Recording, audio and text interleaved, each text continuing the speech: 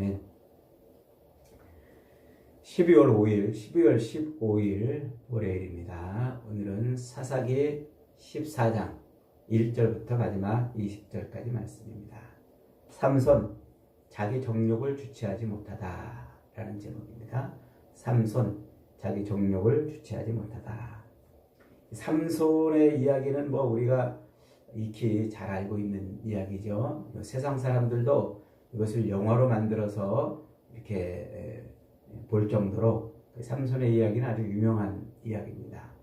그리고 삼손의 이야기는 이 사사기 전체에서 무려 4장에 걸쳐서 삼손의 이야기가 전개가 돼요. 그것은 무엇을 말하는 것일까요? 그만큼 이렇게 자세하게 펼쳐서 설명할 만큼 삼손의 이야기는 굉장히 중요하다는 것이죠. 그러니까 하나님의 이 구원에 있어서 삼손의 이야기는 그만큼 아주 많이 세세하게 다룰 만큼 중요한 이야기다. 이것을 우리에게 가르쳐 주는 겁니다. 자, 지금 이 사사기는 이스라엘 백성들이 하나님의 그 약속의 땅에 들어가서 땅을 분배받고 기업의 삶을 살아야 되잖아요.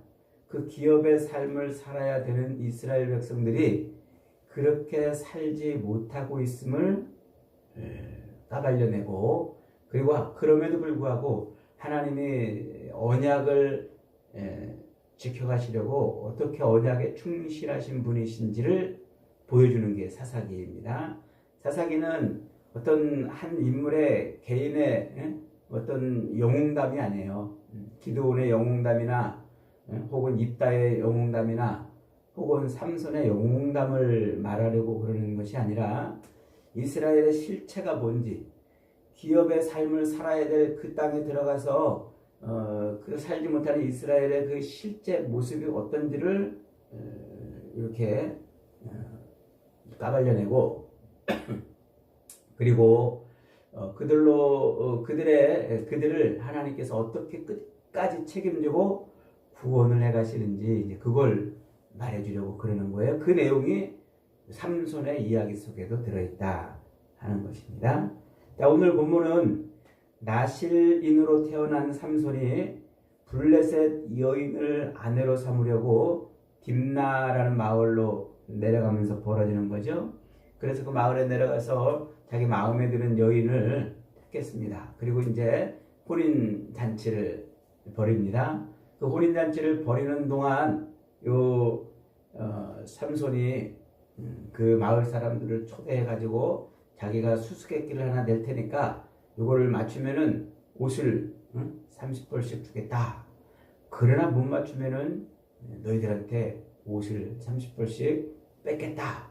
이런 어처구니 없는 제안을 하고 그것으로 인해서 이제 벌어지는 일이 기록이 되어 있죠. 그러니까 이 이야기는 단순한 결혼 소동이 아니라 블레셋의 지배 아래서 무기력해져 있는 그 이스라엘의 그 현실과 그 현실을 하나님께서 이제 폭로시켜서 하나님의 구원을 어떻게 이끌어 가시는지를 이 이야기 속에 담아놓고 있는 거예요. 자, 먼저 1절로 4절은 사건의 발단을 소개하죠. 삼손이 딥나로 내려가서 블레셋 여인에게 마음을 빼앗겨서 그 부모에게 그 블레셋 여인을 자기 아내로 삼게 해달라고 요구합니다. 1절에 보니까 삼손이 딥나에 내려가서 거기서 블레셋 사람의 딸들 중에서 한 여자를 보고 올라와서 자기 부모에게 말하여 이르되 내가 딥나에서 블레셋 사람의 딸들 중에서 한 여자를 보았사오니 이제 그를 맞이하여 내 아내로 삼게 하소서 그럽니다. 자, 삼손이 딥나에 내려가서 이렇게 말하는데 내려갔다라는 말은 단순히 지리적인 이동을 의미하는 말만이 아니에요. 이것은 지금 이스라엘의 이 영적인 상태가 어떤지를 보여주려고 하는 단어예요. 그러니까 지리적으로 옮겨갔다, 이동했다 이 말만이 아니라 사사기가 자주 즐겨 쓰는 표현이에요, 이게. 그러니까 이스라엘이 지금 이 블레셋 안으로 이렇게 내려갔다는 거예요.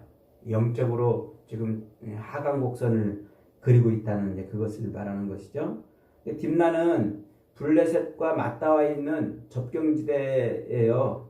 거기는 이제 이스라엘의 땅은 아니고 이스라엘과 블레셋이 경계를 이루고 있는 거기에 블레셋의 지경입니다.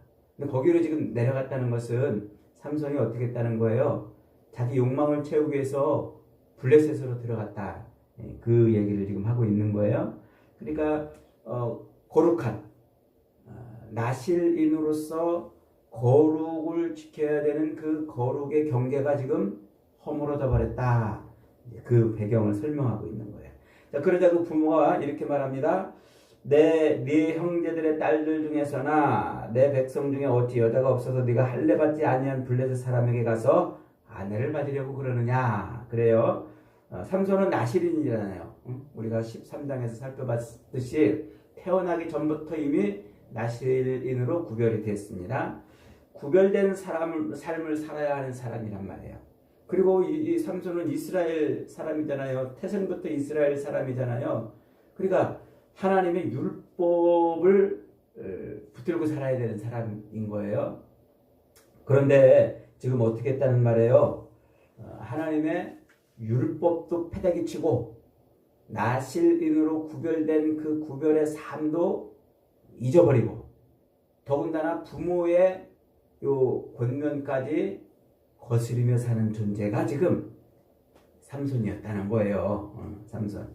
출애굽기 34장에 보면은 하나님께서 애굽에서 이스라엘 백성들을 꺼내서 시내산 밑에 모아놓으시고 시내산 언약을 체결하잖아요. 그때 하나님이 분명히 뭐라고 말씀하시냐면 저 가나안 땅에 들어가거든 너희가 그 땅에 있는 이방 여인과 혼인하지도 말고 너의 아들이나 딸들을 그들의 자식들에게 주지도 말아라.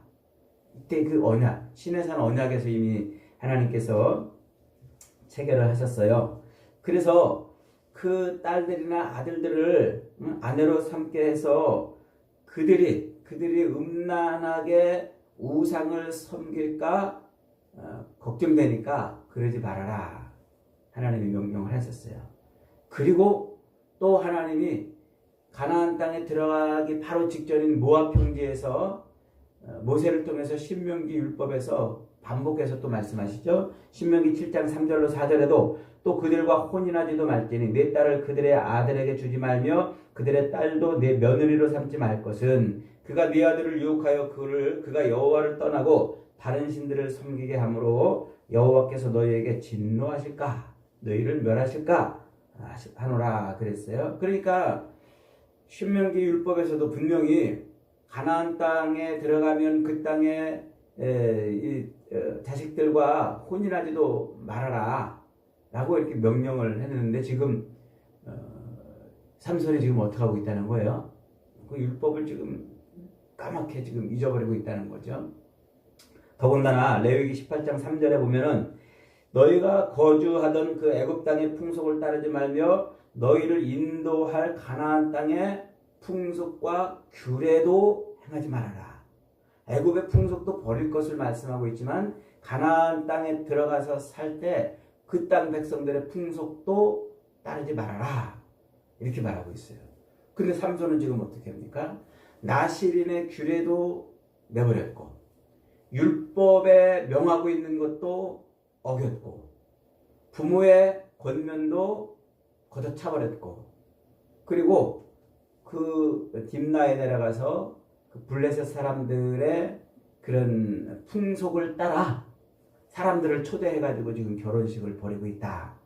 이 얘기를 하고 있는 거예요. 자, 지금 삼손이 지금 그렇게 하고 있는데 그 이유가 뭘까요? 3절에 보니까 이렇게 말하고 있어요. 삼손이 그의 아버지에게 이르되 내가 그 여자를 좋아하오니 나를 위하여 그 여자를 데려오소서 하니라. 자신이 그 여자를 좋아하니까 가서 그 딥나에 있는 블레셋 여인으로 아내를 삼게 해달라는 말이에요. 자, 이 우리말 번역에서 이 번역이 이 의미가 충분히 표현되지 않았는데 이것을 히브리 원문의 의미를 그대로 번역하면 이렇습니다. 그가 내 눈에 옳게 보이니 그 여자를 데려오소서 이 말이에요. 내 눈에 옳게 보이니. 그러니까 하나님의 율법과 나시린의 규례와 그리고 부모의 조언이 아니라 자기 눈에 옳게 보이니 그 여자와 결혼을 해야 되겠다 이 말이에요. 지금 자, 자기 눈에 옳게 보이니까 행동하는 그 말이 무슨 말이에요? 이게 사사기 전체를 관통하고 있는, 그때에는 왕이 없었으므로 각 사람이 자기 소견에 옳은 대로 행하였더라라는 바로 그 말인 거예요. 지금 근데 삼손이 지금 하나님의 나시린으로 그리고 이스라엘의 율법을 지켜야 되는 백성으로 그렇게 삶을 살아야 되는데도 불구하고 그 모든 것을 다 내팽개치고 뭘로 살아요? 지금 자기 눈에 옳은 대로 사는 거예요. 그게 삼손이고 그게 지금 누구라는 거예요? 그게 지금 이스라엘이라는 거예요. 그래서 언약 백성이라는 이유 하나 때문에, 아브라함의 그 후손이라는 이유 하나 때문에 하나님이 가나안 땅에 들여보내서 그렇게 가나안 땅을 기업으로 주셔서 기업의 삶을 살게 하셨는데 그들의 실상은 뭐라는 거예요? 하나님을 잊어버리고 자기 소견에 오른 대로. 자기 소견에 오른 대로라는 말이 뭘까요? 이게 바로 그 아담과 하와의 범죄였던 거예요. 보암직하고 먹음직하고 지혜롭게 할 만큼 탐스럽게 했던 바로 그 죄에 빠진 거예요. 그게 인간의 실체, 인간의 본 모습이에요. 그래 우리 인간에게서는요, 하나님의 백성으로 구원받아야 될 조건이 눈꼽만큼도 없어요. 일도 없어요. 하나도 없어요. 그럼에도 불구하고 하나님이 우리를 어떻게, 왜 구원하십니까? 언약을 이루시기 위해서 구원하시는 거예요. 하나님의 언약 때문에 구원하시는 거예요. 언약 안에 있기 때문에, 그 언약에 신실하신 하나님이 그렇게 언약을 이루시기 위해서 구원해 가시는 거예요. 자, 그래서 지금 그런 이스라엘 백성들의 그 실체가 지금 뭐라는 거예요? 삼손과 똑같은 그런 모습이 지금 이스라엘인데, 하나님은 그런 속에서도 어떻게 하신다고요? 하나님의 구원의 일을 펼쳐가신다. 4절에 이렇게 표현하고 있어요. 그때에 블레셋 사람이 이스라엘을 다스린 까닭에 삼손이 틈을 타서 블레셋 사람을 치려 함이었으나 그의 부모는 이 일이 여호와께로부터 나온 것인 줄을 알지 못하였더라. 이 본문이 성경의 진의를 왜곡하게 하는 가장 대표적인 구절 중에 하나예요.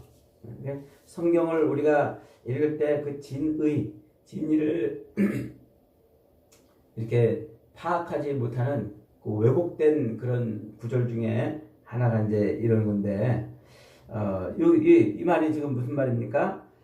사실 이 4절 원문에는요, 삼손이라는 말이 없어요.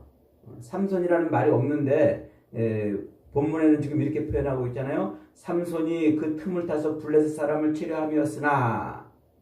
그러니까 여기서 삼손이라고 이렇게 주어가 나와 있는데, 요 삼손이라는 말이 사실 없단 말이에요.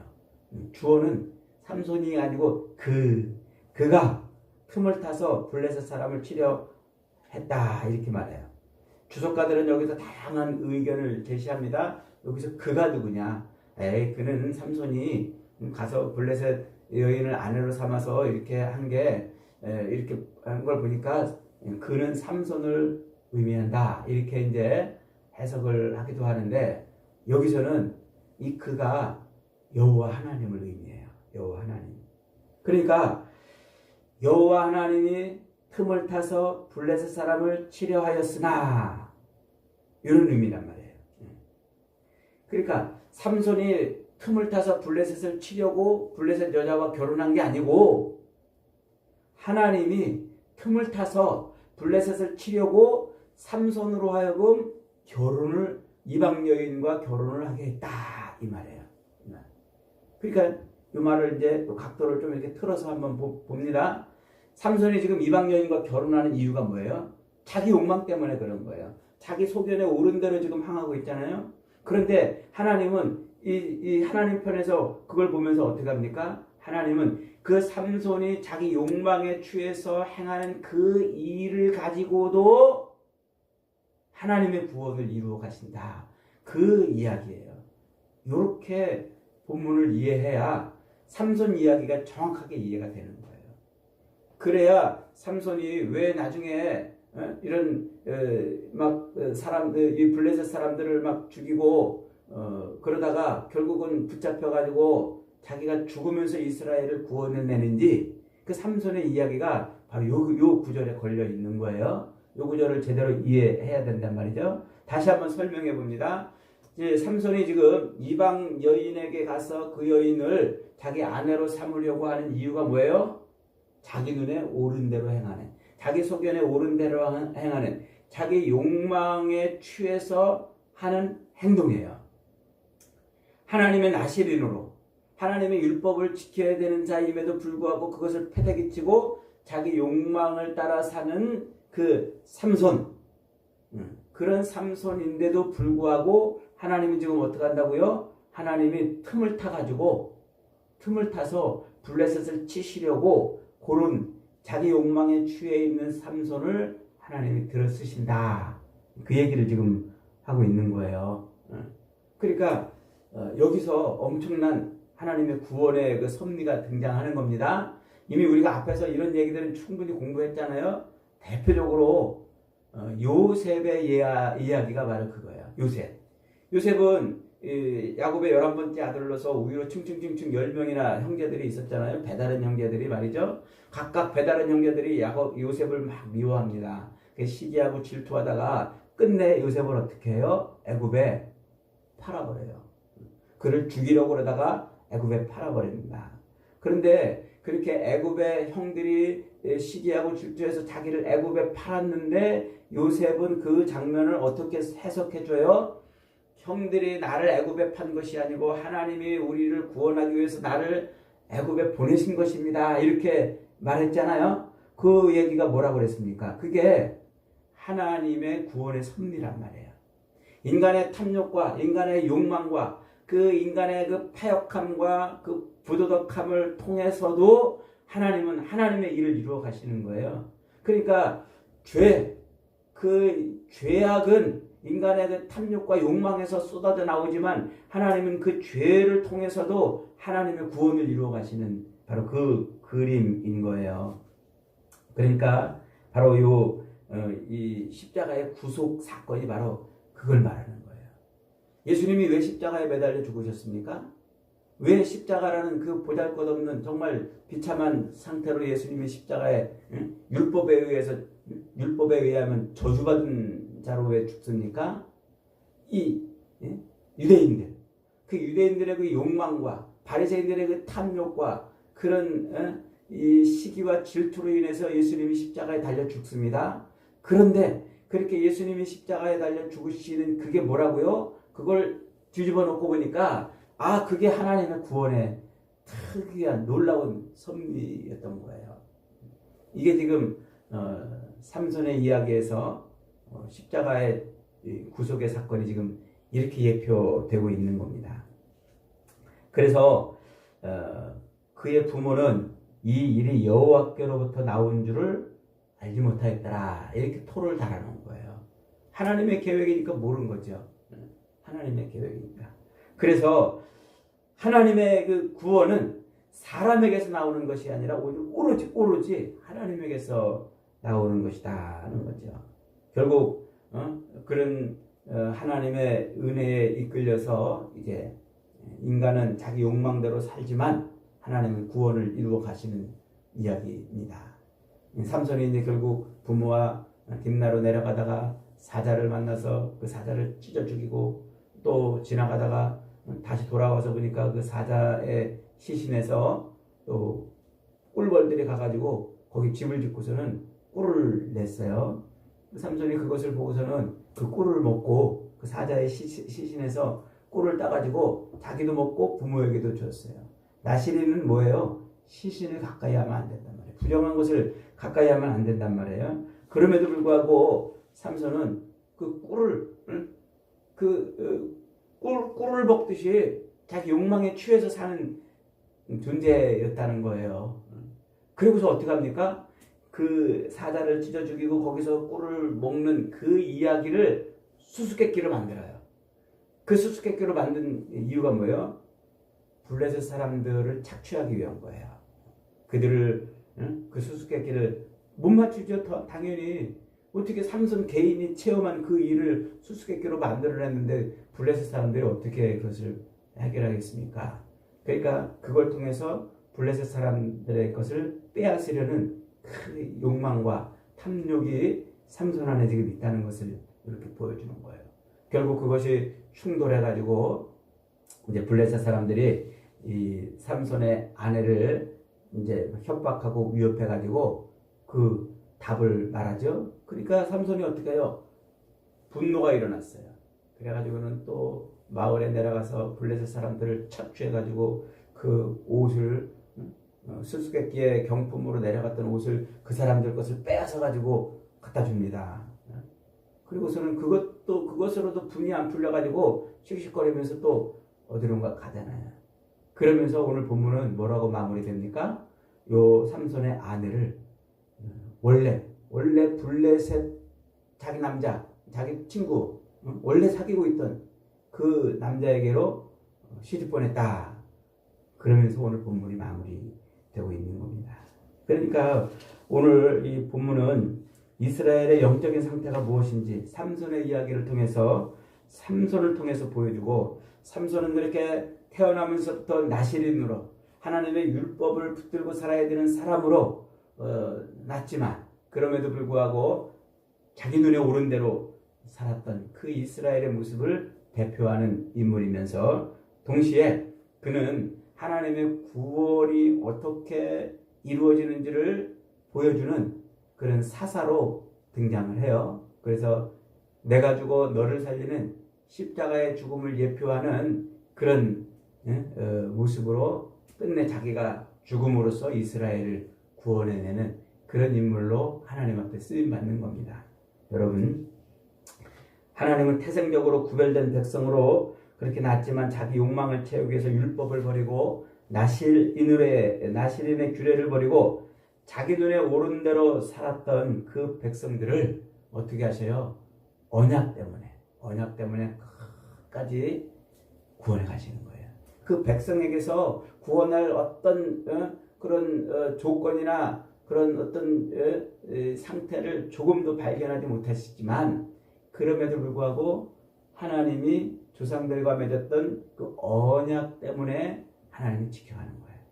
저와 여러분이 이런 세상 가운데에서 하나님의 백성으로 끝까지 구원을 이렇게 누릴 수 있는 것은요, 다른 게 아니에요. 우리한테서 조건, 우리한테서 자격이나 우리한테서 무슨 근거가 있기 때문이 아니고 무엇밖에 없다고요? 우리가 언약의 실체이고 언약의 완성체인 예수 그리스도 안에 있다는 이유 때문에 그래요.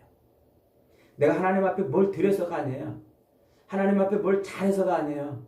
조금도 우리는 아예 그냥 우리는 죄와 허물로 죽었던 존재들인데 단지 그 언약의 실체요 완성체인 예수 그리스도 안에 있다는 이유 하나만으로 우리의 구원이 완성되는 거예요. 그러니 우리는 예수를 잃어버리면 안 돼요. 예수를 빼앗기면 안 되고 예수를 내동댕이 쳐도 안 되고 예수로 인하여 우리가 살아야 되는 거예요.